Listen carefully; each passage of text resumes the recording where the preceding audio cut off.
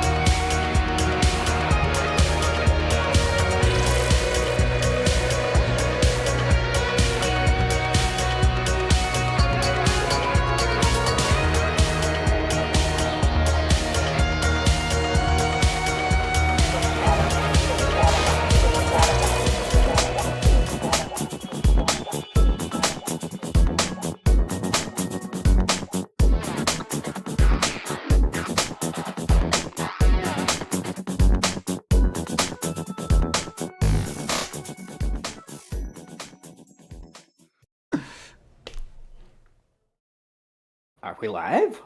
We're live. Fuck. Welcome to the ShadowNet. My name's Phil, aka Zeroth Maxima. Threat level alpha. We will be discussing the card with the butt, with boobs, and most importantly, the tall, girthy Silkworm Tower. My extra special guest today, zip-lining ass first into a ball pit of scoops. It's Eric Gilback. You know, I think that we here at the ShadowNet are very receptive to community feedback. And often the piece of feedback we get every year is, we love the scoops, but we hate listening to the ShadowNet. And so we wanted to provide an experience for our viewers where you could get the scoops and maybe not have to go to the ShadowNet. We brought the ShadowNet to you. And so we like to think that this is like a community service episode in some sense. It's a penance in many ways. Yes. Perfect. Bonus guest today. OP manager. I guess someone should nerf him. And your daily caster. I'm just pausing here to see if chat can guess who it is. It's Jeff. Hey, thanks for having me on.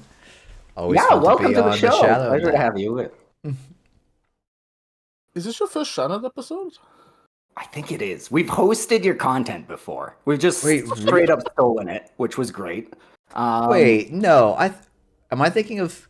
Have I only been on Slumscast? I thought I'd been on the ShadowNet. Yeah, this is your redemption not. arc. Oh my goodness. I think I may have only been on the podcast that shall not be named. Weird. Yeah, that's crazy. I do think that, I'm trying to think...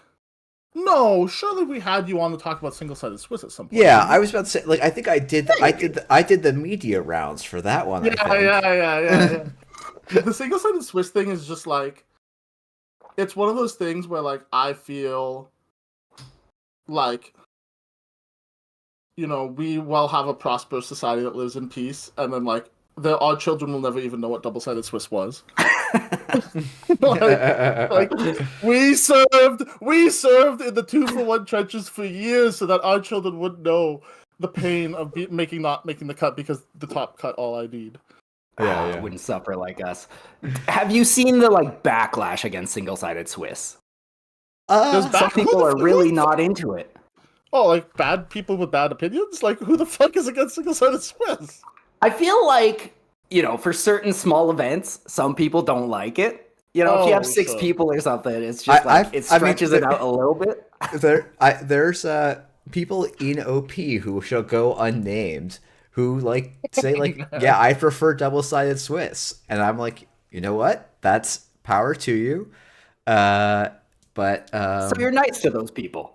Yeah, and they're very good. Okay. They're very important parts of OP, and I think while I'm glad that the competitive scene has basically completely switched over to single-sided Swiss, I think it's people should do what they want to do to make the best event for their local scene, and for some people, I realize you're on the ShadowNet. This is way too diplomatic. I feel if you're running a 6-person tournament, it just shouldn't be fucking called a tournament. That's just a small gathering of people. I think if you're running 6 people, anything below 8, the state should not be caring about what your tournament format is. That's who gives a fuck? Do whatever the fuck you want. How long have you been OP manager for? Because we were friends before you were OP manager. Because we met. Yeah, I've been through Playfest originally, right? I actually think this might be... So I was acting OP manager at the end of 2023, became full OP manager in 2024. So this is my second full year. Because you pushed Josh out. Yeah. I pushed Josh out to the waiting arms of Ghost Galaxy. I forgot he does Ghost Galaxy. That's so sick. How have you... do you like being OP manager, or is it I hate doing this, but I do it for the community type job? Boy, that's a weird. It's a funny question to ask. That just get twisted knife. It's. I mean, it's been a difficult time to be in NSG lately, as people have probably noticed. Sure. But like, I enjoy, and the other part of it is also I feel like I see all of the mistakes I make really Sure. heavily. And Oh. so like when you ask me the question, I'm like, oh man, like I have these prizes that are overdue for like in some cases 2 years, and I feel terrible about that. It's like I think I feel terrible about it every time.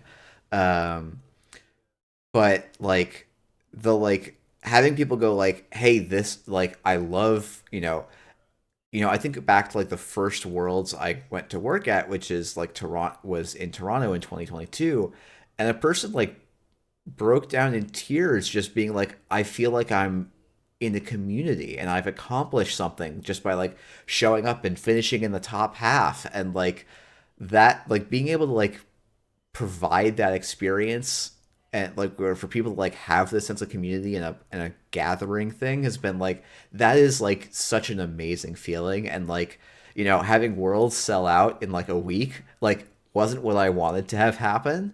But What the it's fuck was that about? um but it's yeah, I don't know, it's like, oh, people get really excited about this, and like, for all the mistakes we make, I think OP does a really good job, overall.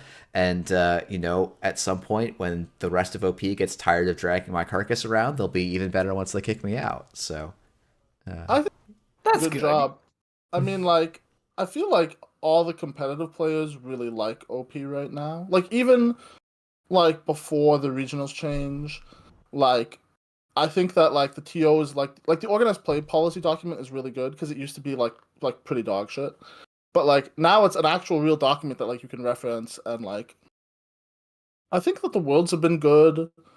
Like I yeah, I've been to because I went to Toronto Worlds and I went to San Francisco Worlds, and I like those both. And I've heard a lot of people um really be big on Barcelona Worlds, which I didn't go to, but people have said it's really good.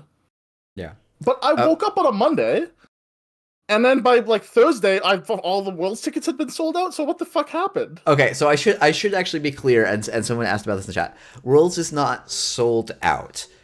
We held back tickets because the people who apply to volunteer, we want to still have the opportunity to purchase tickets.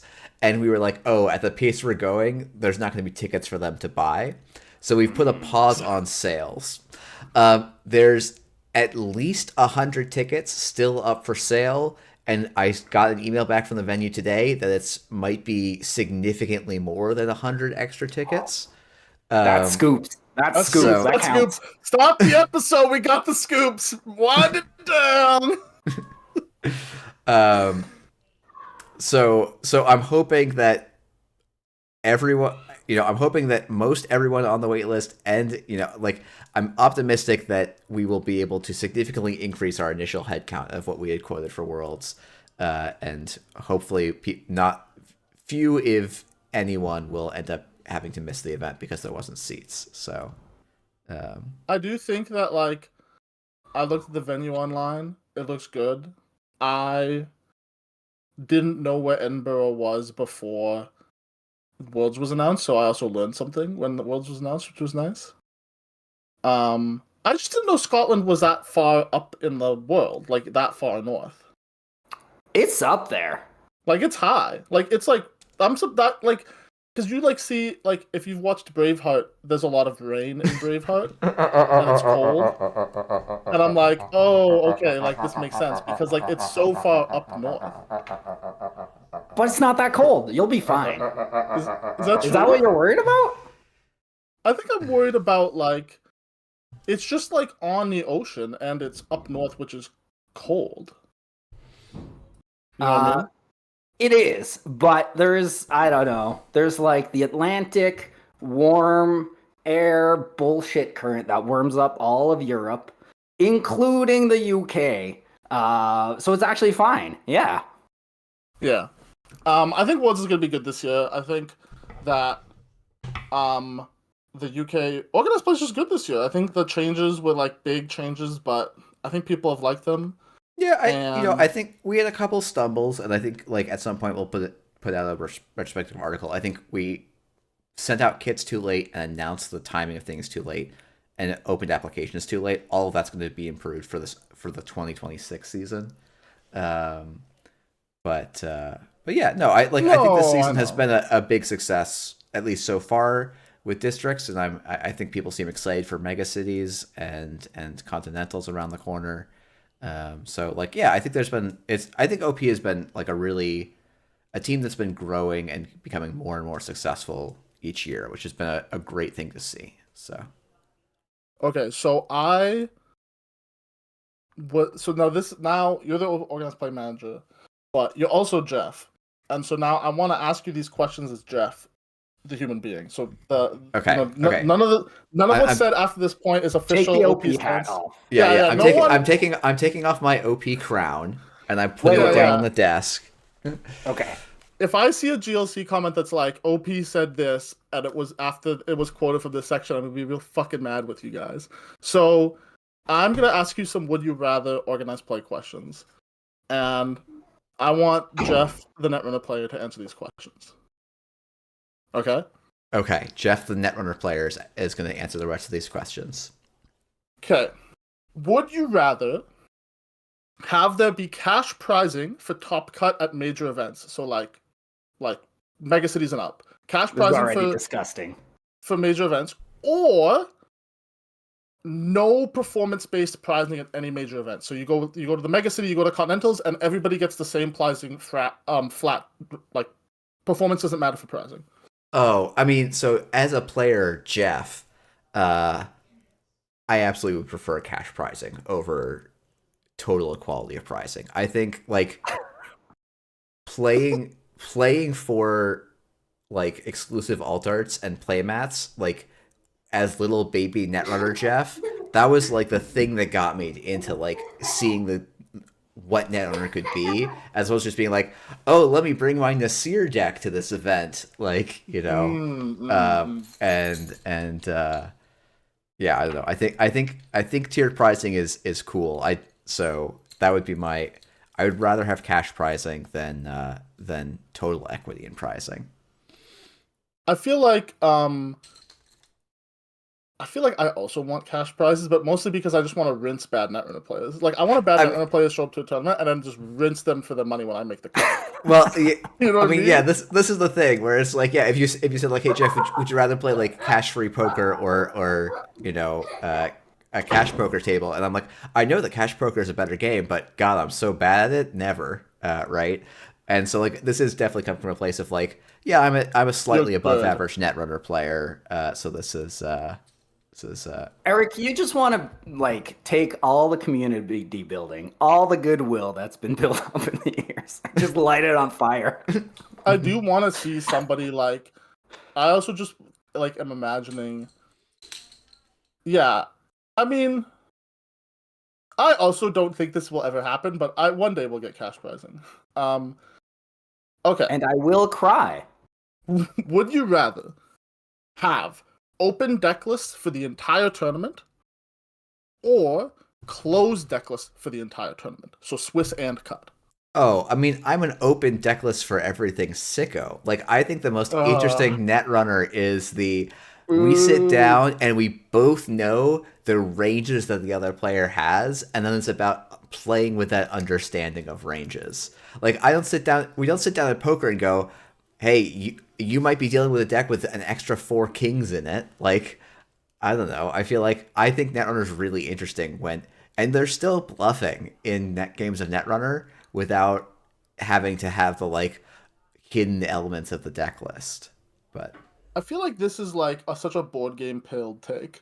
uh, Like this is just like I want to play like You got to know all the information. Well, what's that Mars game where you like build stuff on? It's like I want to just play Terraforming Mars, and I just want to know what all the cards in Terraforming Mars are, and then I want to play Ramble Gamble. Like, oops, I have fucking 2 copies of Apocalypse in my deck randomly. Phil, what do you want? I want closed deck lists. I don't want to know. I want to live in chaos every day. That's like the third path is like the third path of like I want closed deck lists because I don't want to be burdened with the information. Yeah, What's I in don't my- want to think about that. That's mental load. I don't need that in my life. Are you kidding me? That's so funny. Okay. Would you rather alt arts are banned at every major level event, so like Mega Cities and up, or players are forced to use alt arts only at major events and up?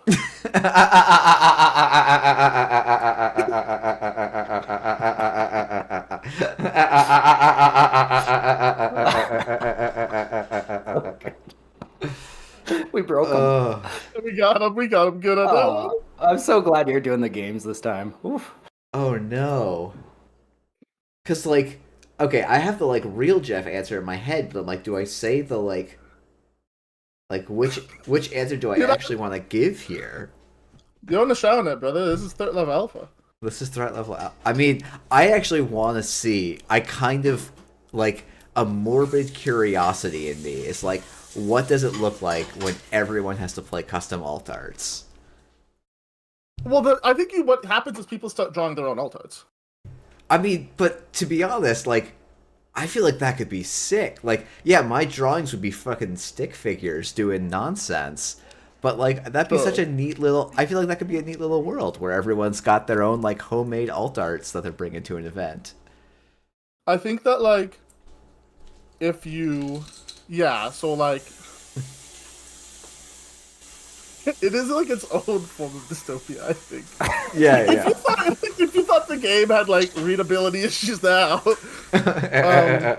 Oh, yeah, no. I, like, from a, like, organized play, like, competitive integrity thing, it's the worst possible thing you could do. But, like, I don't know. I like, I'm probably one of the most obstinate people in OP about, like, alt arts are like an important part of Netrunner. And so like that's the other element of this to me is where like I do think it's an important part of the community that people can take like this thing that's being made by volunteers as, you know, like a gift is maybe a strong word, but like as part of a community, and like recognizing that alt arts are a way for people to be involved in the game that doesn't have to be, oh, I'm the most competitive player or I'm the biggest content creator around. And so, like, I think, like, seeing what a world looks like where everyone just brings a little bit of self-expression, I think would be, like, a really cool, like, thing to do. I do think that, like, it ups the stakes for low-level tournaments where, like, when you win a playset of an alt art, it is, like, actually just saving you time. Because now you don't have to draw that alt art. For like the mega city you have to go to down the line. Yeah, that's true. I also think it's like an incredible like bootstrapping program for artists where like you have just made Kat Shen a millionaire. Like Yeah.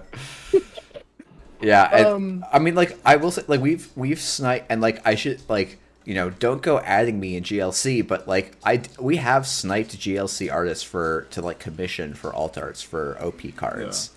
Yeah. Well, so, like... Does the game become pay to win where, like, you, like, it's, like, 14th century Venice or whatever, and you just, like, you have, like, you're just patronizing these artists to, like, okay, like I want to play Ob this week, so like I need these artists to like draw me a bunch of Ob cards. So like you're like a Baron commissioning like a piece. I mean, Eric, okay. now I feel like this is gonna have to be someone is gonna have to organize the side event at Worlds that's like alt arts only, and maybe so funny. Oh my god, that's gonna be awful. And it probably has to be like I do like the point of bootstrapping artists because like. You keep an eye on it for long enough, and like people start, and like I don't know, maybe they don't look so great, but over time you can really see someone develop, and as an artist, just like basically just working on Netrunner alt arts, which is amazing. Okay, our next would you rather tournaments were played with chess clocks, or tournament rounds had no time limits? Oh god. I mean, like, for me, slam dunk chess clocks. I think it's a terrible thing for Netrunner, and it would be absolutely terrible. But like, I think like having played a little bit of chess, but not like a ton of chess, I actually think chess clocks and managing your clock is like an interesting skill to develop in that game, and I could see that being an interesting element in Netrunner. But all the experiments I've seen is just like people like slamming the button like a million times in one turn, which definitely is because it's like, okay, I'm encountering the ice, slam, no res, slam, like, or God forbid you're playing against like an Arasana player and it's like, I'm approaching the ice, no actions, res the ice, actions, slam, like, and you just get into these absolutely terrible things. There would be so much clicking. Like the whole tournament hall would just be the clicks of the chess clock. Yeah. It's like if you thought Netrunner tournaments halls were loud before, like it would be a whole nother level. Okay. Would you rather single-sided Swiss? So we have single-sided Swiss as we have. Oh, actually, wait, hold on. I want to go back on to for 1 second. Okay. For just to like talk about something an interesting. So, London and I got in an argument forever ago in GLC about implementing a pairing system where you just kind of paired against whoever was done at a similar time to you, so that you could actually run ELO. What? Yeah, it was an ELO system. I was going to talk to him about that and at some point, but you could run the whole event without having to worry about rounds. Yeah. And like, I was initially hyper skeptical. But after like he did a lot more work and then he kind of showed me and then explained it to me with like simpler pictures and sentences than he initially showed me because I'm a thickie. I like eventually was like, oh, this is actually an interesting idea. It's never something I want to implement in Netrunner, but like you could probably do a no round timers Netrunner event and still get something resembling a good scoring of players. But it would still be disadvantageous to you to take an 80-minute round or something. So that's so funny. And also, like, I can just imagine you're like, oh, I think this player's like soft, so like I'm gonna try to like stall my game out and finish on this turn so that I can snipe this bad player for my next round. Yeah, that was my concern. Is that like I'm like constantly scanning, like, okay, who's about to finish? Okay, jam. Like. Yeah, but I'm really gonna think about advancing this last agenda. Like, I just want to make sure. Dirtling. Yeah. Amazing tournament strategy. Would you rather have single-sided Swiss like we have today, or double-sided Swiss, but nobody ever IDs or 2-for-1s in good faith ever again? So the only people that do it are doing it in bad faith? No, like no one like no one ever intentionally IDs or 2-for-1s. Like they just exactly. Even if it's against against even if it's against their interest. Yeah, I mean, like, I'm pretty happy with single-sided Swiss. This is such a cop-out answer. Holy. No, like you don't think it's double-sided Swiss, dude? You just don't believe that the double-sided Swiss world could ever exist. I mean, because of how easy it becomes for like one person to go in and exploit that, like it just feels so inherently unstable to me. But nobody does because it's a would you rather question. Okay. I guess in that world, I would still say single-sided Swiss, because if we're in this hypothetical spherical world, I don't have to worry about the extra round time between moving people between tables, and so I can just play the same number of games single-sided. Oh, I actually totally thought I was going to get you able to say on this episode that you like double-sided Swiss. Fuck. I mean, like, so the actual reason I thought about this a little bit is like, when you play the second game in a double-sided Swiss match, it's imbalanced to a degree. Like, it's more imbalanced than playing a second game in a single-sided Swiss match. Because, like, if I pair up against you and you beat me round one, you're probably the better player than me. And so, like, us playing that second match, like, is a little bit off. Like, it's not right. Because, like, if you've beat me again, like, it's not. It tells the whole, like, math of the system less about us overall. Because So, the argument is that like in the double-sided system, you only play 4 rounds. You only see 4 opponents, so you're yeah. more subject to opponent strength variance. But in the single-sided Swiss example, you play 8 opponents, so you're more likely. The pairing system is more likely to put you on like an upward curve of player strength. Yeah, and it's like, if you play against a scrub like me, and then you play against someone who, like, another scrub who, like, luckily got swept their first round, but then, like, both of your first 2 round opponents and lose the rest of their games, like, that can be actually devastating for you, and, like, make your achievements seem worse, and you actually only had, like, 4 possibilities to try and prove how good you were.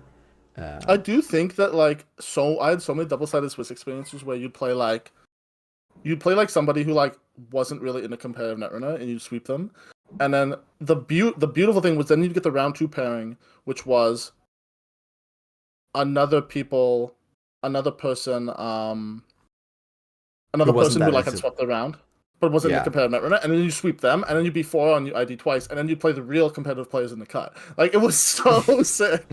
Yeah. It was beautiful every time it happened. And then sometimes you'd play like the other shark in the tournament round 1, and it would be the biggest sweat fest in the world because like a Yeah, sweep in yeah. round 1 is so bad for you. Um, Yeah. oh man. Okay, this is the last. Would you rather? Would you rather no one can register Shaper or Wayland at any comp level event, so Mega City or up, or everyone must register Shaper and Wayland at comp level events? No one can register Shaper or Wayland at comp No, level. boo, boo. That's so That's- noble. Sounds awesome. That's such a noble answer. I mean, look, I love me some Shaper and Wayland gameplay, but the Shaper Wayland matchup is probably one of the worst matchups in Netrunner, I think. Just like hands down.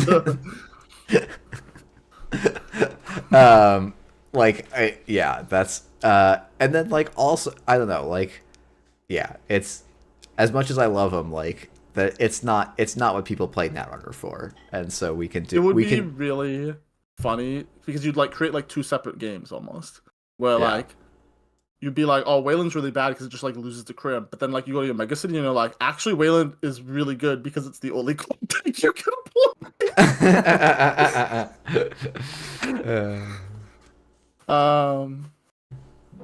Yeah, well, thank you for playing Would You Rather.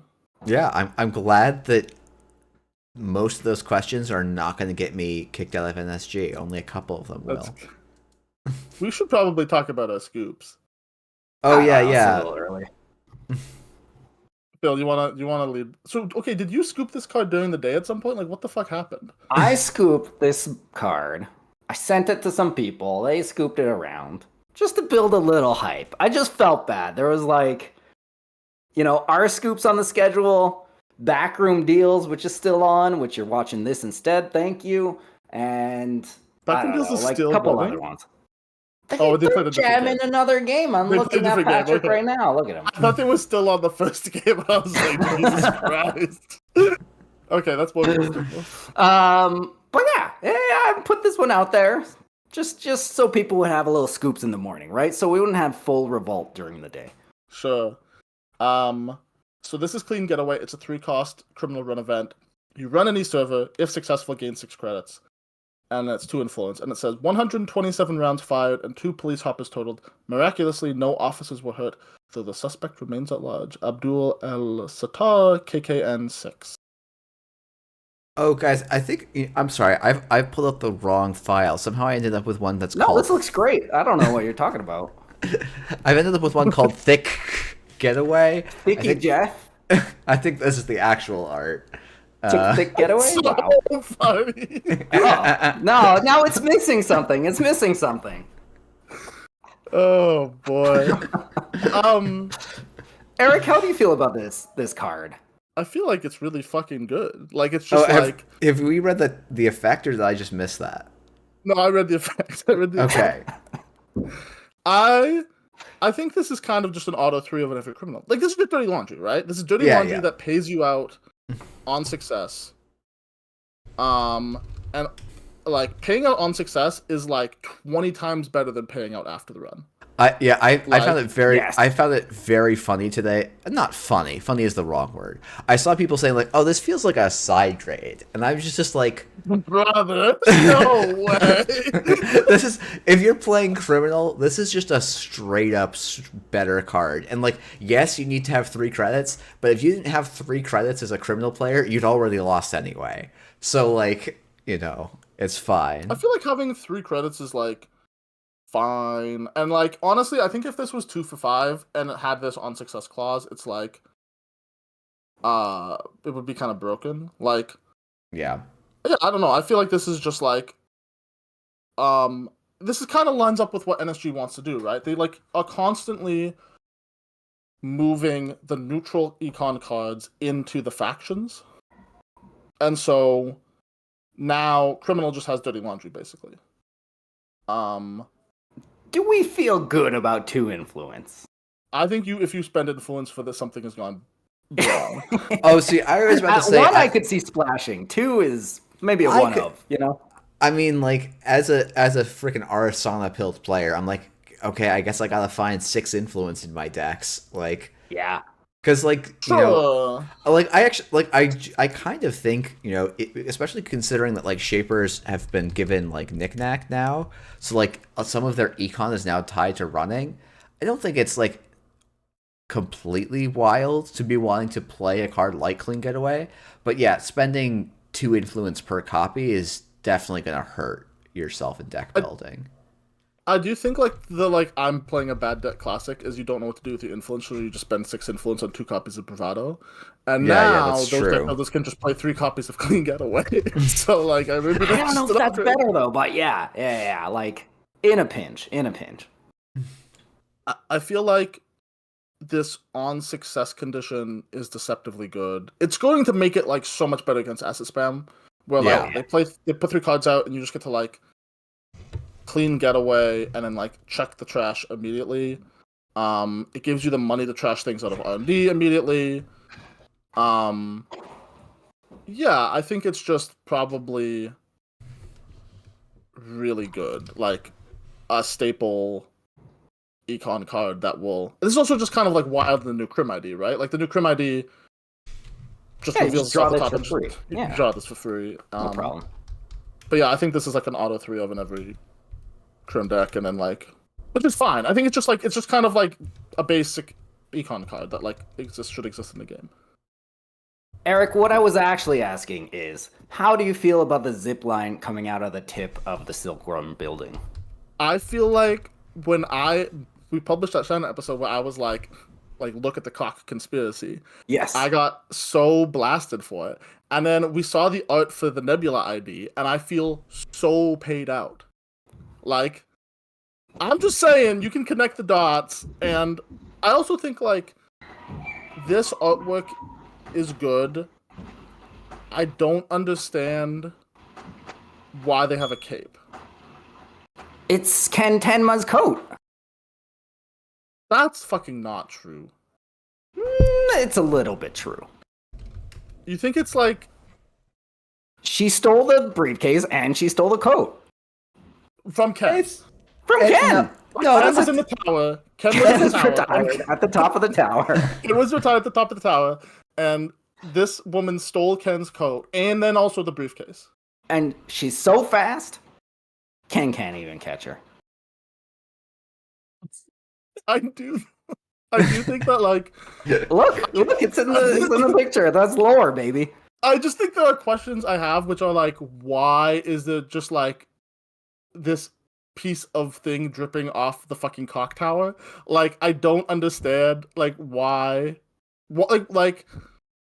Is there just, like, cabling, like dripping out of the fucking cock tip or whatever, like, all day long in the city? Like, what is happening? Like, it's crazy. Looks good. I love the art. I think it's great.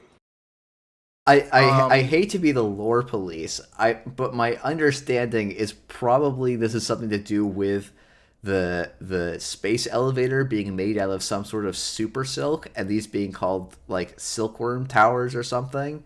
So maybe they are like producing a fiber that just gets like woven into the the space elevator, but Yeah, no, for sure. I think that like it definitely is obviously the stuff that's being used to make the space elevator. I'm just like sort of wondering like why is it hanging why out can you like drive it? this? Yeah, And like like, what was that? yeah, Like shouldn't it be like going up? Like shouldn't it be going up? You know what I'm saying? Or maybe this is just a zip line going from one building to another that like this runner installed. You know, just just grappling hook, shoot it out the window, whatever. Yeah, it's Do you think this is a reference to the FFG card grappling hook? Ooh. That's a great worked question. Together, you know? Yeah, why not? Why not? Yes, it is. It's a card that you can use during a run, therefore it's a reference. Yeah, exactly. Okay, yeah, I just looked at Nebula again. Oh my god. That's what I'm saying. That's what I'm saying, dude. Okay. I want to talk about the other card we have. Oh my goodness! Somehow I'm saying the Put it on, red, like, what's this red, dude? Like, what do you want from me? I do think I love it. I'm gonna play a lot of this ID. there's somebody who is like watches daily casts with their kid like every day. Yeah, I'm really mad about this get episode. some angry comment. I will say I do, at least on YouTube, do not check the box that this content is for kids. So you're gonna get like a letter from the Parents Association. Someone's been making some really neat like 3D alt arts, and they've done like a 3D PD like Solar Dish and a 3D Ob.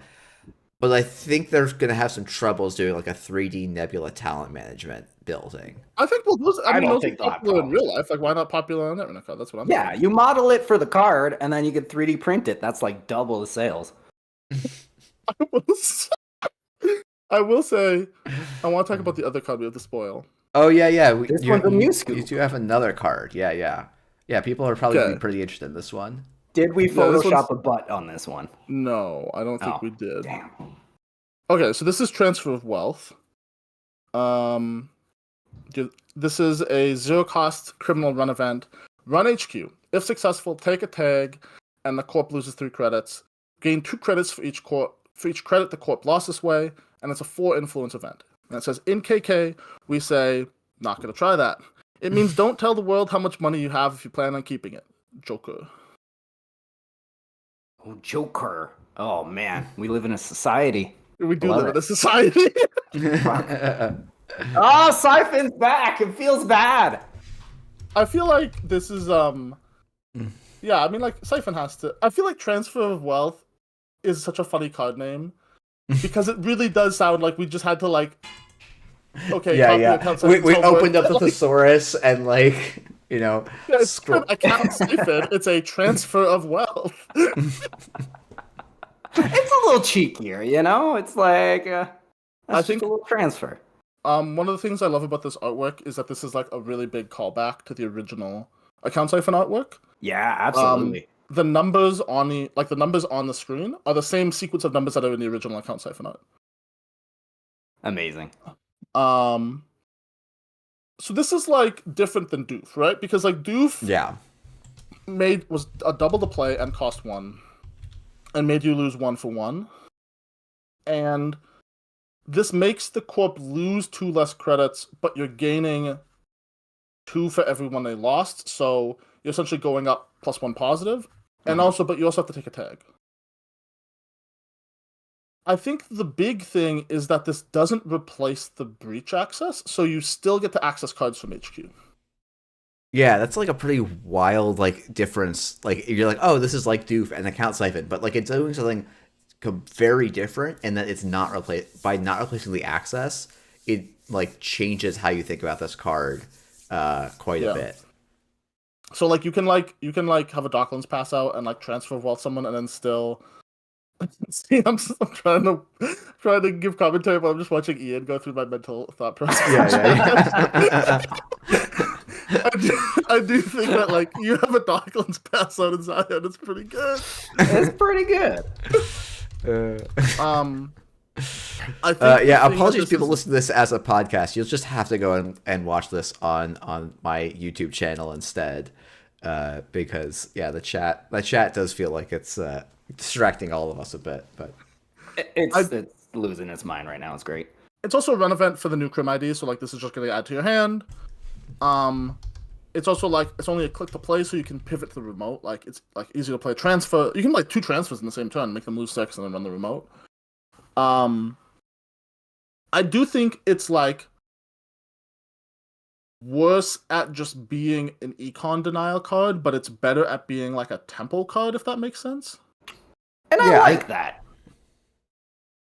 It feels better, right? Yeah. Jeff, you were gonna say something? I mean, like, I have some fondness for the getting account siphon to 0 and trying to figure out how to claw my way back, and then they play Deja Vu and account siphon me again. And like, I recognize that I am wrong for missing that experience in Netrunner, and so like this card is probably going to be more net fun for everyone involved, because yeah, it is a more like pivoty aggressive card, and like Criminal has definitely been lacking this kind of like, I'm gonna do something swingy in the game, right? Like Shapers have done nonsense with Simul Chip, Anarchs have done nonsense with Simul Chip and also Steel Skin and Strike Fund and Moshing, and like Crim has been a little bit just lacking in that like boom, make the game change all of a sudden, and this does feel like a card that can make that happen. To me, like the take of like, oh, I miss like fucking getting account siphon. I miss getting account siphon into the dirt is like, oh yeah, you know, like I missed growing up when like 10% of kids got consumption. Like those were the days. Like, what are you talking about? Like, it was like that. Well, the thing I liked about that is that like the balance of credit gains and figuring out when you were like the game of managing your credit totals was like so like, it's obviously still a major part of Netrunner. Like I would be lying if it wasn't like, oh, credit totals I think is like the biggest thing I would advise people if you're like new trying to improve. Like think about your credit totals every single turn would be like the biggest thing I think that gets you from like a okay player to like a player that's like doing well at events. But at the same time, like how sharp account siphon made your ability to manage credits, I think is like a very neat, cool thing. Do you think that like the transfer of wealth is best when you make them like you're applying the pressure from them losing the credits on the same turn you played it? I mean, so like you want to go transfer of wealth into like running a remote or like running a central or like yeah, I mean, I think like if you're just playing transfer of wealth like on a random turn, like the corp losing 3 credits and then just like being like, all right, transfer of wealth, clear the tag, install a class act with those credits, like I think that's kind of a wasted card at that point. Do you want to know what is the sickest this card? What ID this card is actually the best in, Jeff?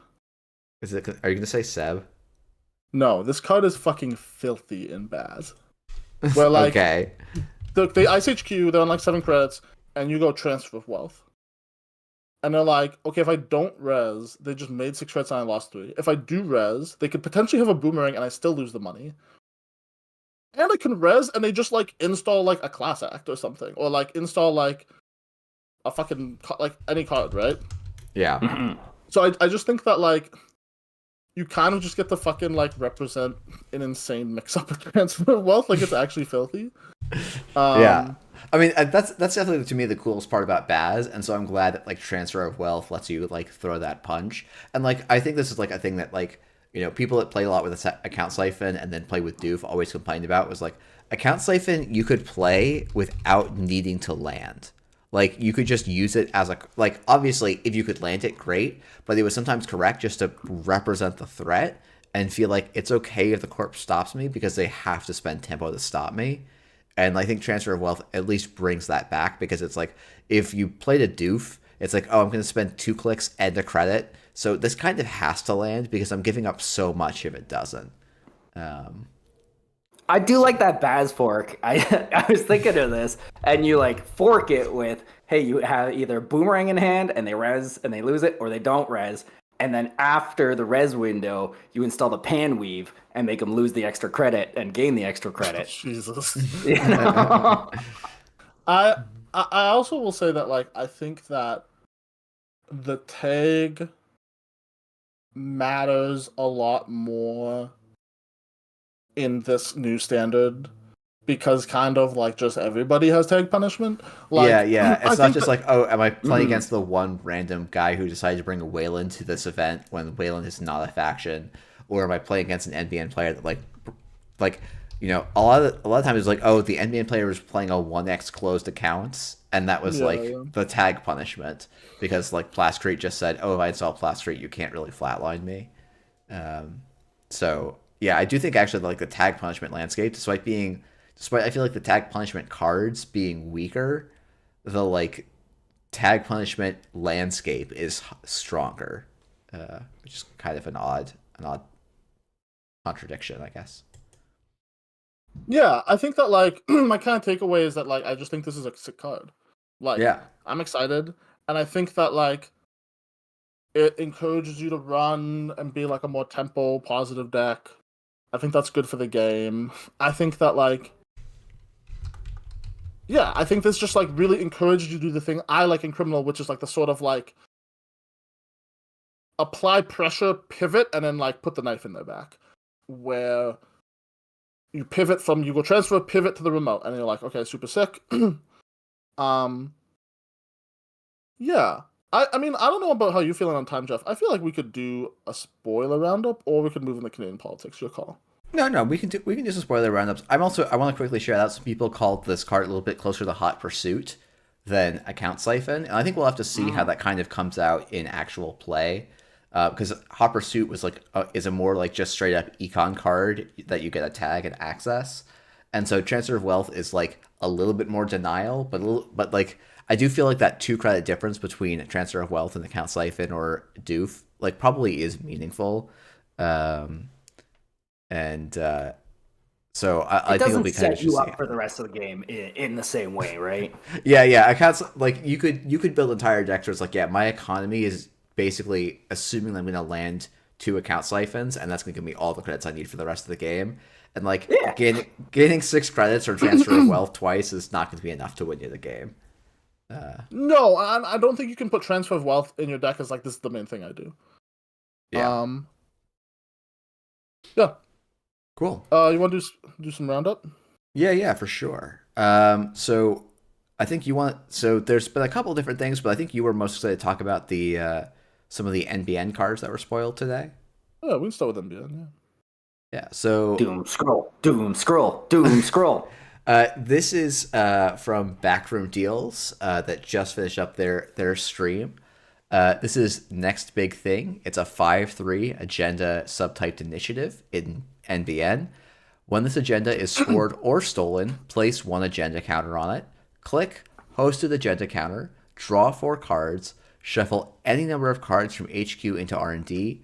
The Corp can use this ability even if this agenda is in the runner's score area. And then This card's fucking broken. Yeah. Like, I mean, isn't it? I think this card's a little bit nuts, right? It's like, oh, we banned Bologna. Here's a tempo positive Bologna in either player's score area. Like, I guess it doesn't cost the runner anything to steal, but I'm pretty worried that if I steal this, it's going to be like, click Next Big Thing, click YDL, click Oppo. And I'm just like... Yeah, exactly. I do think also, like... Yeah, this is Hot Tubs. Ron, I do think calling that, you like, out. I do think that, like, also... Okay, like, the Corp deck that I'm going to play after rotation is Acid Spam NBN with Next Big Thing and IP Enforcement and Freedom of Information. And because Hollow Man only cares about you having the agenda, like installing a card from HQ. So if the runner has a bunch of tags and they steal the next big thing, you can like spend and you can like spend a counter and the next turn IP Enforcement into the Hollow Man remote, click Hollow Man, advance it, and score your next big thing, and then get another counter because it's on score and steal. Oh, jeez. Yeah. Yeah, no, next big thing is like sick, and I think like this is just like doing everything you want to do in NBN asset spam. This draws you your oppos. It also allows you to shuffle cards from HQ into R&D. So like, your next big thing, you draw your oppo, and then you like put a bunch of agendas into R&D. Like, not only is it drawing you your punishment, but it's also hand fixing. And then also, if you have like top-down solutions or any like like cards that allow you to install cards faster, this can also just like draw you 2 to 3 assets and then you install those assets. I just do love think the design philosophy behind this, where it's not like, yeah, we were showing Bologna earlier. It's not like this defensive thing that slows the game down to a grind. This is like, yeah, go, go, go. You're going to have a pop-off turn where you do use this, and it's going to change the game, right? So I really appreciate that design philosophy. And we see this through, like, the whole set. Like, every ID has every faction has an ID that's drawing them cards, which is wild, right? Like, the game seems like they want to push it in a way where it's like, it's always moving forward, right? I do think there's this thing where like you can't just be an asset spam deck that wants to like sit back and just like tax the runner out and then they can't steal Bologna and then you win the game through attrition. This is like, you need to fucking put threats out and make the runner run so that when they steal the next big thing, you just like fucking break their hand. And I love it. Phil? Yes. What card is the flavor text a reference to? That's so 15 minutes ago. Probably the card, 15 minutes. Bingo. I love my FFG references. Make me rewarded for my old lore. Like the 15 minutes in the next big thing flavor text callback is so good. I think like this is so fun. sick. You had your shot, you blew it on 15 minutes. Man. And then that's so 15 minutes ago. That's amazing. Right? That's really good. Yeah, I mean, like, really I keep saying it, but like the flavor text and world like narrative stuff in Elevation is like, I feel like so much better than I would expect of like we're just building a core set, like a core set add-on kind of thing. It's really I do think it definitely has like, I feel like the right amount of reverence for the FFG stuff, which is like, they're not afraid to be like, we're gonna do our own thing and make our own world, but also like a good amount of like tasteful callbacks that aren't like in your face fan service. Like you could look at Transfer of Wealth, and it's a very great piece of artwork, but then like if you have the knowledge that like these are the account cipher numbers, it just is that like extra treat. Yeah, I think that's a great way to do a little fan service where it really is invisible if you don't know the context, but it's really fun if you do know it. Exactly. All right. So the other card. Actually, what's the order here? I think this is the other card from Backroom Deals. This is Touch Ups. This is a 2-cost operation double. As additional cost to play this operation, spend a click. Place 2 advancement counters on 1 installed card you can advance. If you do, choose a card type and reveal the grip. Choose up to 2 revealed cards of that type. The owner shuffles those cards into the stack. Then the flavor text, your star power is in the toilet, kid. We need a fresh face. I like Face Man. I'll put that out there. Face Man is... He's fucking what do you like creepy. About Face Man? What do you like about Face Man? Look how creepy he is. Look at that face. Okay, so you think being creepy is good? If you're NBN, yes, you're by default creepy, and he's playing into it. Good for him. Sure, like he's like getting employee of the month because he's creepy. Exactly, he's living up to company ideals. I do think that, like, do you think these are pictures of faces or real faces? So my read of this was like, these are faces, and we can put one of them on your face. Like we'll do like facial reconstructive surgery, and like. We'll just give you a brand new face. We'll stitch the other face. We'll stitch the real human face. Like that's disturbed. That's disturbed. There's no way that's not as like these are real faces. Just like, oh, these are faces that we, like here's the gallery like of faces for you to choose from to put on your face. It's like options in a photo book. Yeah, exactly. Okay, it's like when you go to talking about like No, yeah, it's like when you go to Here's the the bar. faces on the walls you can pick from. No, no, it's like you go to the barber shop and it's like, oh, here's all the haircuts I want. And it's just like, oh, this is just the next level where it's like, oh, you pick all of the facial features that you want, and we'll throw it on your face. Okay, because I thought you were saying they were like stitching real human faces Oh, into no, other no. people's faces. No, that, like, that there's no way. if that was the theme, it would be a Jinteki card. I What do I do with this card? I mean, who can say? I Who can kind of say? get it, but ooh, this is going places. I feel like it's a card for see how they run, right?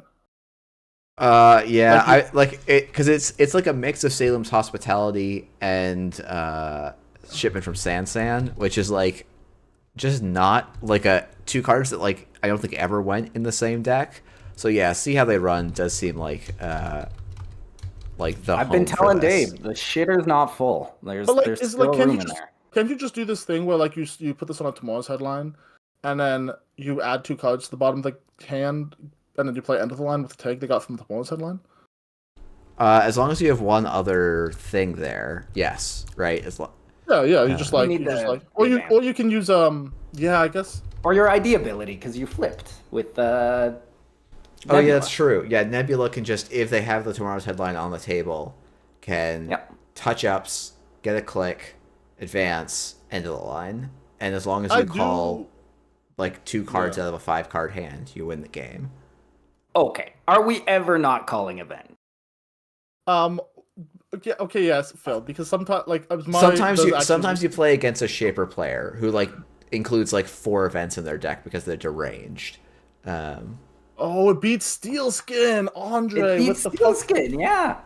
Oh, you're like the Hashiko players like they're using like the Hashiko players using all 2 brain cells to hold 2 steel skin in hand. And they're like, I'm so smart. And then you touch down the steel skins away and fucking nuke them. That's awesome. I think this card is probably Eric's so happy you realize you could kill people. This is great. yeah. I was like, that's cringe, but fucking Oh, nerd, wait, hold that's on. lit. You know what? I was about to say like, oh, the problem with doing this with tomorrow's headline is that like it's a limit 1 per deck.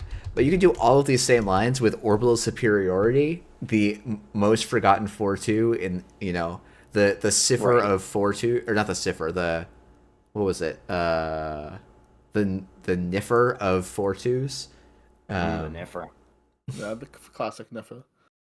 I do think that like this card is probably not going to be standard defining right away, but I do think it's just kind of like a generically good effect that's looking for a home. And as metas become like more defined, these type of effects get better when like you expect what the play patterns are going to be, and then like these allow you to exploit certain play patterns. Yeah, I So- saw also. Oh, go for it. Go for it. Oh, I saw some people being like, if we ever get like an NBN Glacier deck, like you could potentially like just play touch ups and just like value call program to put any icebreakers they've drawn like on the bottom of their deck, and just try and like play this as like hey, I was gonna spend these 2 credits to advance cards anyway, might as well also anti tempo the runner, and like I don't think that's anything, but like maybe it could be. Yeah, I think it's a cool card. It's like, yeah, I'm just thinking this is a cool card. It doesn't. Not every card has to be like, oh yeah, this is good to find the standard format. Yeah. There's no way to cheat this out like Shipment from Sansan, right? No, not in the format right now, for sure. Right, because Shipment from Sansan had its moment. It just did the 2 clicks for 2 advancements bit of this. But yeah, it was around for a while with Big CI. But that's because you could get extra clicks, not for advancement, and use this. Yeah, I mean, it was also around with like Russian NEH, but that was because like you could be siphoned to 0 and still win the game with it. So like that helped a little bit too. All right, so we have one other NBN card to talk about. This was spoiled on Rapanui's blog, which is linked in the description. This is Doomscroll. This is a 3-to-res, 3 strength, ice, sentry, AP destroyer. It has 3 subroutines. Give the owner 1 tag, do 1 net damage, do 2 net damage if the owner has at least 2 tags. Later text, they know what makes you tick and ticked off. I love this. I even more than this card, The article this was spoiled with? Amazing. Yeah, Amazing. that was good. That was good. Oh, man. Yeah. Do you think that this thing was not loved enough? Yeah, this is What what I have is to... the creature in the card or the card in playtesting? No. No,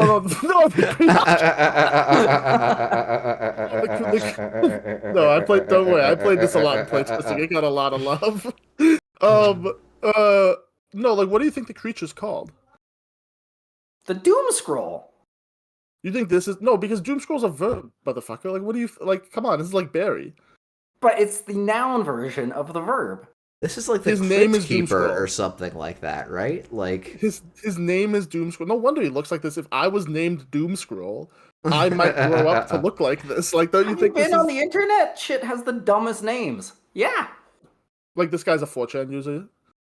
Well, not anymore. 4chan died yesterday. But, you know. References are out of date.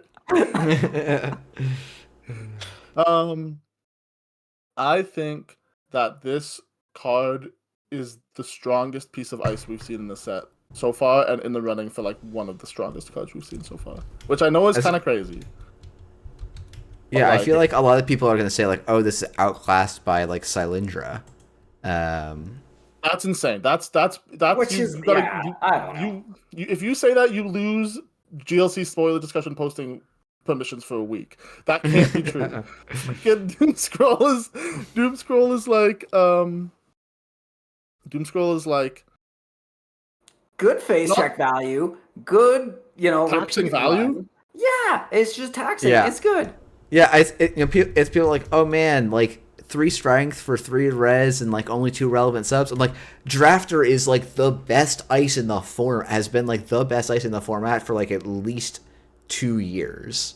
And like this is, I would say, like as relevant as Drafter, and also it just has like a nice little like extra sub to say fuck you to Banhar. Yeah. Oh yeah, like this is just Oh a my 3 God. res thing. You put an IND HQ, they res Banhar. They fucking 3 net for no reason. And then also just like, I think that one of the problems NBN Tag Storm can have is you put a bunch of tags on them, and then they're like, okay, they're just gonna, They're just going to go through. Yeah, they don't care. And Midnight Night? No. Moonlight Yeah, Starlit Night. Yes. Night? Starlit Night was an attempt at that, right? And yeah, when you're covered in tags, it's great, but Yeah, and But when you Threat want to is spend not, like it doesn't matter. you want to spend Doesn't matter. It's 5 to almost res, twice fine. as much for a lower strength and stuff. Like Yeah. you just like snap this off, and then like you give the runner a tag. If you're playing this in the new NBN ID, they have to remove the tag, and then you get a free install. I think if you're like playing Nebula Fast Advance, you just put this on your central servers, and you're like, I just have a taxing piece of ice, and I think the net damage just doesn't matter. Like there's just like decks where like hitting key assets or events or cards out of their hand are gonna hurt. Like Criminal just like can't be taking free net a lot of the time. If they lose a breaker, they're fucked. So yeah, I think this is just kind of like a 3 of staple in every NBN deck that is asset focused, and then I think if you're like mid-rangey Glacier, it might be a 2 of, but even then, I just think this card is like, you're gonna play against this, and you're gonna realize that like it costs 4 to break. yeah.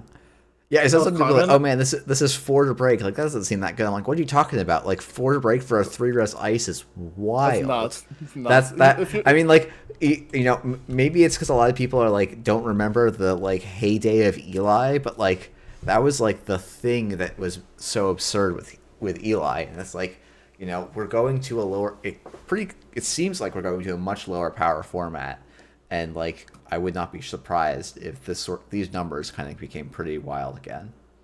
Yeah, I think this should have been 4. I think like you could have put this at 4 res, and I would have been like, oh yeah, I'm still gonna play it easily. Yeah. Yeah, I think it would have been a little bit harder at 4 to res. It definitely would have competed more with was it Unsmiling Sarevna? So bad, dude. You know that card's bad. This card's ass, dude. Come on. It's got 2 strength. It's got 2. I know. The 2 Yeah. strength is such a big loss. It kills it, yeah. No. Unsmiling Savannah is like definitely we have bad ice and we can't figure out what to do with our ice slots problem. Not a like I want to play Unsmiling card. Yeah. Yeah, no. Doomscroll's nuts. So this is a cool card. We got a Shaper card, right? We did also get a Shaper card. This was spoiled on GLC. They did a fun show me your rig game. So people That was did awesome. Yeah, people did like send in a lot of pictures of their own like rigs and stuff. That was pretty cool. And then Did you figured out guys what send the in actual game. rigs? I No, was in. I was at work. I was at work. I Yeah. You guys don't bring your rigs to work. I do think that like my favorite part of that whole thing was just like scrolling through this like endless stream of images and just just typing "no sale" over and over and over again. It was so funny. All right, Good so effort. Thank you, Matt, again. after quite a bit of effort, GLC figured out that this is Madani. Yes. I was just say Which was Mantini, but it featured. definitely isn't. But Madani, yeah, that's my guess. Yeah, featured in the story for Dewey. If the set was in yes. Italy, it would be Mendy. Yeah, I just love throwing extra letters into words that don't belong there. This is Brilliant. 2 to cost, unique hardware console. Interestingly, this gives you no MU. Click host any number of programs from your grip face up on this hardware. They are not installed. Once per turn, 0 credits. Install 1 hosted program, parentheses paying its install cost. Limit 1 console per player, 3 influence. Amazing. Okay, Jeff, you like this dumb faction. You tell me if it's good or not.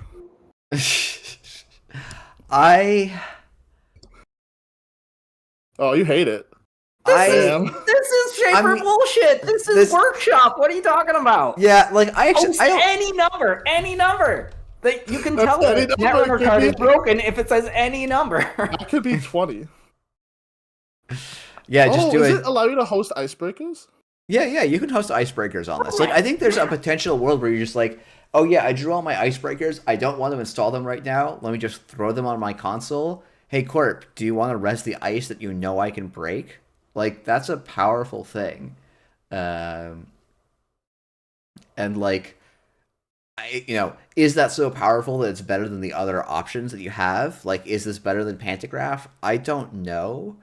Like, the immediate thing I start thinking about is like, okay, how can I do like a hyperdriver combo thing with this? But like, for some reason, I think it's unlikely we get a hyperdriver nearprint in this set. So I do like how you're not happy with Shaper and Standard, so you just keep talking about Eternal Shaper cards. Like, it's so good. It's really good with indexing, I think, but like, whatever. Like, don't worry about it. We're still reeling from Trick Shot, okay? Yeah. Chat's calling out like, yeah, this is good with good. This is like, let's every Shaper be Arasana, and like, I want to be my own special child. I don't want everyone to be eating, Arasana's pie. I don't know. This card, two Arisanas glued together. Even better. I do think that like, if this goes in a deck, I think so. This deck's playing DZMZ, and you're installing programs on the corpse turn for tempo. Yeah. And I think this having 0 MU isn't actually that big a problem because you're probably on 2 to 3 copies of DZMZ anyway, and you're just going to end up with 6 or 7 MU in your rig. The downside to me is, what are you giving up, right? You're giving Anacam up? It's card draw. It's just card draw because you could be Lily Pad or Anacam, which are both in faction. And so I think that also like the new Shaper ID Mary, he wants to install from her discard pile and not host. So I think this probably ends up being a lat card, actually, in some sense, where like you can supplement the card draw.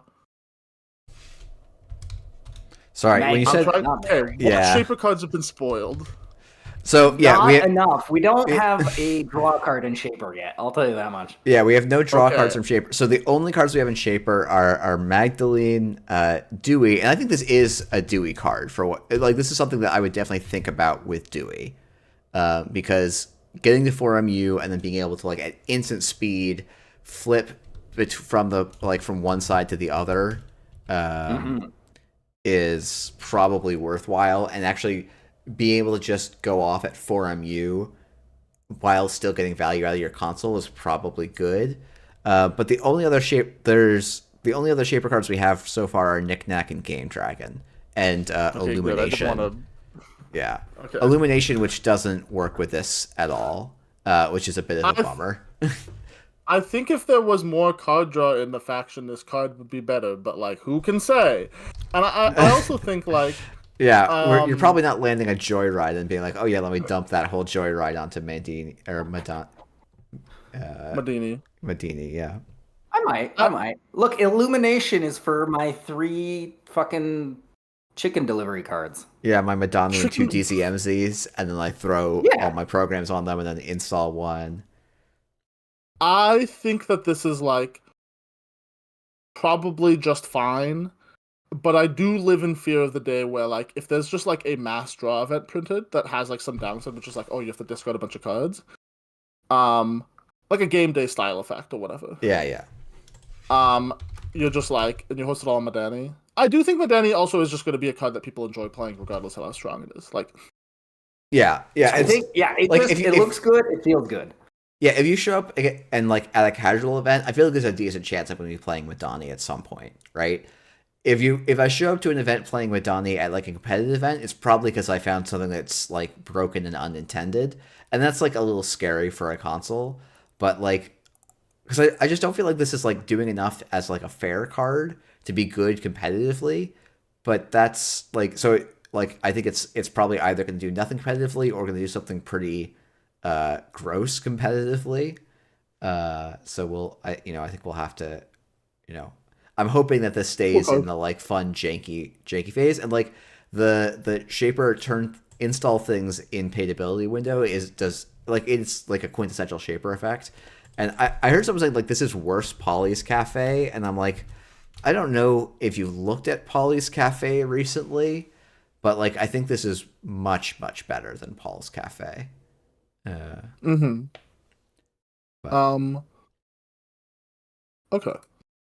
I think that's it, right? I think that's all the cards that were spoiled today. Yeah.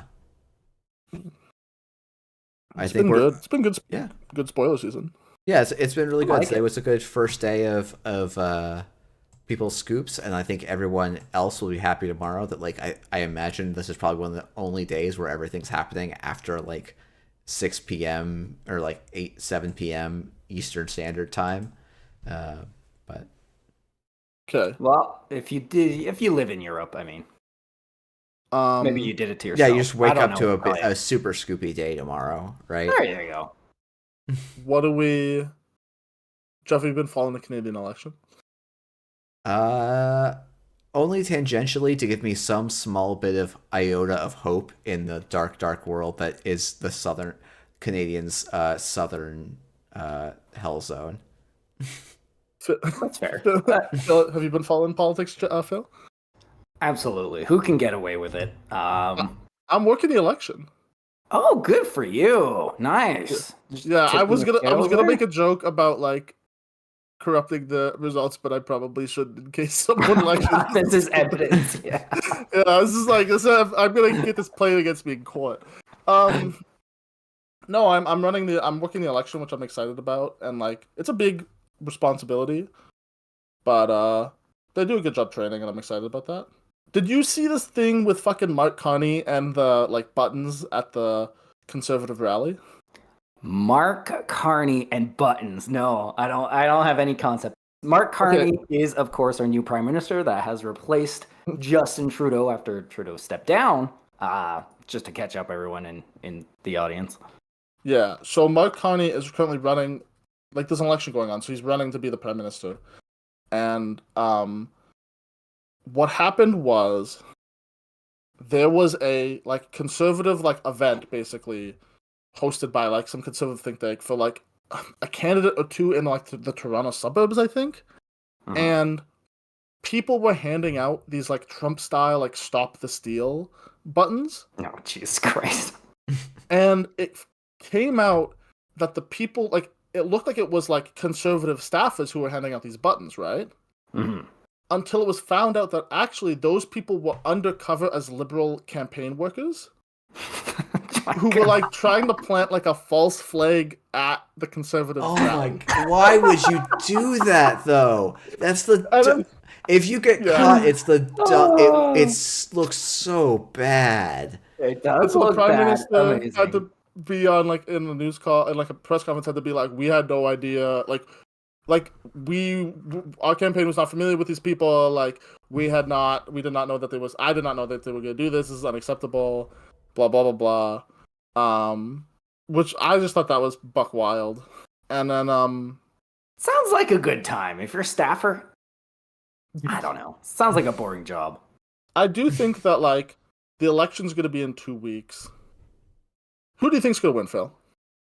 It's looking like Kearney quite a bit, but my neighborhood filled with conservative signs, so that's cool. Do you talk to your neighbors about politics? No, I don't, because I don't talk to my neighbors at all. I don't know. I live in the suburbs, man. You keep it to yourself. Yeah, you don't talk to people. I think that in my riding, we have like a very tight race where we've had an NDP candidate for like a long time, and like Winnipeg Center. So like Winnipeg Center is in the, like the middle of Winnipeg. It's like an urban riding, and it's like pretty much an NDP stronghold. But the NDP are so like fucking bad right now in federal politics that like there's a chance the Liberal could win here.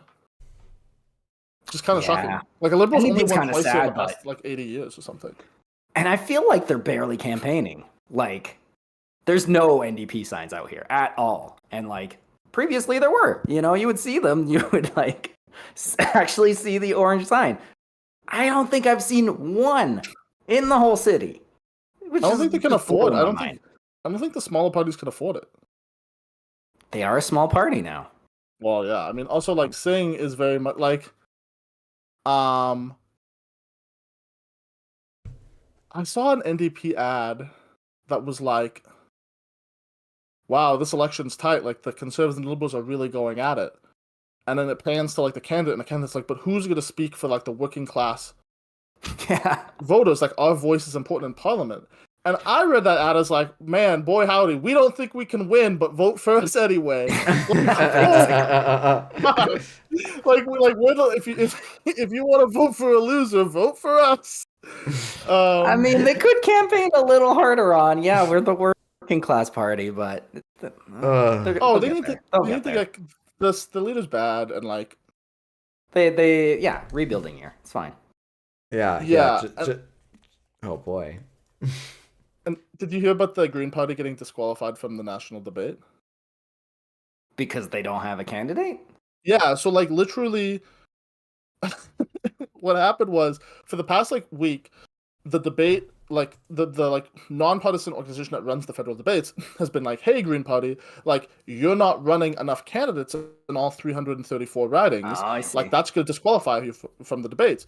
And the like Green Party was like delaying, and then they published a statement that was like, running an election is expensive, and our candidates like are actual people who have jobs, so like we can't afford to like run a candidate in every riding. And then the debate dropped the Green Party like a hot rock. Good for them though. That's a good statement. Yeah. I think that kind of statement's buck-ass wild though. Like then why are you running for fucking federal politics if you can't put a fucking candidate in all your ridings? I don't know. I think that's a good statement. Like, yeah, our candidate are real people. They're not just like these political animals that have no like consciousness of like a non-political life, you know? But like, why should they be on a federal stage if they're not running federally? Oh, I gotcha. Well, the leader you would hope would be, right? And the leader's the only one going to this debate. Just so I understand that, so it's like if you don't run someone in every single riding, you don't get a spot in like the. There's like a threshold. There's like a threshold. Okay. Yeah, because I was gonna say like there's not like in the U.S. Well, I mean to be honest, the Democrats are a terrible party, but they like didn't run candidates in like a bunch of places, and some of that's because the U.S. is like gerrymandered to heck and back. Yeah. No, I mean like the Democratic Party is a fucking is having a rebuilding year, but it's been a rebuilding my entire lifetime. Because you hate the Democrats that much, that means you like the Republicans? Yeah, that's what it means. It is a binary, yes. Put it on GLC. No, I do think that, like we have so we have the NDP, which are like politically on the left. and then the Liberals, which are like left, like center left, center, Yeah. and then Yeah. our Conservatives are like your Democrats, and then we have something called the People's Party, which are like your Republicans. I think that's like the best. And the reason behind this rule is because there is also the Bloc Québécois, of course. Oh yeah, the right. They don't Of course, want you have to like prevent the French or the Quebec French, the Exactly. Canadian French, but from they're having actually great national voices. when they do get on the national debate. They're awesome because they're just like shit disturbers because they don't they give a talk shit. mad shit. They talk mad shit. It's so good. Because they're like they only need to say things that Quebec people care about. So like they just get to be like, actually Trudeau, you're fucking stupid. Like they just get to like say shit like that all night long. That's so good. I think Pierre's gonna get smashed in this upcoming debate. Like not even close. He sucks. Just as a person, he sucks. And I mean, yes, like That's our official Shadownet says. official shout-out stance. He just sucks. He just sucks. He just As a sucks. person. I don't know. Like bad vibes, bad messaging, bad everything coming out of him. And it worked when like the alt-right wave on the internet was still, I think, a socially acceptable thing to like glom onto, but at this point it's like it's not cool to be a Nazi anymore. Yeah, no, it's not, right? And that's just the backpedaling they've been doing. Trudeau left because that was their only plot point, was like Trudeau bad. Oh, it's not working out for them. It's great. It's great. I do think it's like it's gonna be exciting. I'm excited to do the post-election Shannon episode. Yeah, that's gonna be good. Thanks for having us on, Jeff. Yeah, this was a lot of fun. It was so good to have you. It was so good to have you on the show. I can't believe we haven't had you on in such a long time. I know it has. It's been a long time since I've done. I don't think I've done an appearance on Not My Show outside since I was doing the single-sided Swiss campaign. I think because you're an NSG, it's like a toxic brand that content creators don't want to associate with. Yeah, that's probably true. We got to be careful who we invite on, for sure. Yeah, exactly. And thanks to NSG for giving us scoops yet again. We don't know why you do, but we appreciate it. Somebody, we think what's happening is we think there's one person in like the giving out scoops job who happens to like the Shadownet, and we think that's why we keep getting scoops, and no one has told them not to give us scoops yet. He has a name. His name is Mike. Yeah, it's just Mike. It's just Mike keeps listening. Yeah, that's totally true. He's the one that sent the scoops. Anyway, yeah, well, have a good night, everyone. Yeah, it was a good one. Good night, everyone. Also, if those of you who showed up a little bit late, watch the last 4 minutes of the intro. I put like an hour's worth of work into those 4 minutes, so I would hope that some of you go back and watch it. I had a fun time with it, and there's a fun cameo from a former world champion in there if you listen carefully. Okay, have a good night, everyone. Bye. See you. Bye. Yeah, shout out to Mike. Hell yeah. That was great. Oh, that went really good. Yeah.